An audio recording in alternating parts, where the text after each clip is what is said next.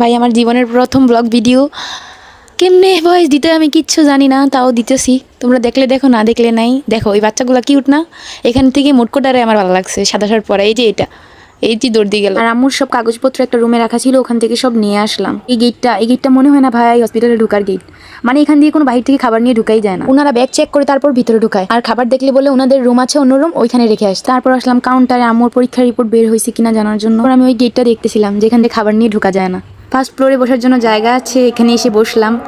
বসে বসে চিপস খাচ্ছি, ভালোই লাগছিল, আবার বোরিংও লাগতেছিল।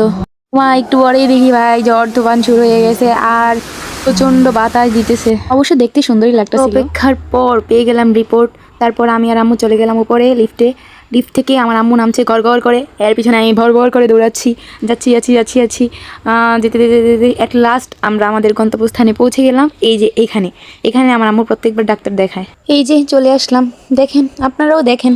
তারপর আমি একটু বসলাম, একটু ঢং করলাম, রং করতে ভালোই লাগে। এই যে এটা হচ্ছে ডক্টরের রুম, এটাই সেই কাঙ্ক্ষিত রুম।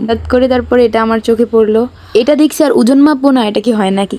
তারপর আমি ওজন মাপলাম, ভাই 41 কেজি। আমি অনেকক্ষণ বসে থাকার পর আমার অনেক পানি পিপাসা পেয়েছে। এখানে পানির ব্যবস্থা অনেক ভালো, নীল কালারটা দিয়ে ঠান্ডা পানি বের হয় আর লাল কালারটা দিয়ে গরম পানি। পানি খাওয়া শেষে আমি গ্লাসটা ডাস্টবিনে ফেলে দিলাম। একটু বসার পরে আমাদের ডাক আসে।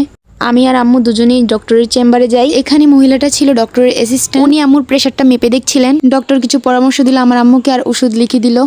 তখন আমরা গেলাম সোজা ফার্মেসিতে, ওষুধ নেওয়া শেষ। ওষুধ নিয়ে আমরা চলে যাচ্ছিলাম ফার্স্ট ফ্লোরে। এই যে চলে আসলাম ফার্স্ট ফ্লোরে। এখানে একটা রেস্টুরেন্ট আছে, এটা হচ্ছে হসপিটালেরই রেস্টুরেন্ট। ভাবলাম এটাতেই যাব।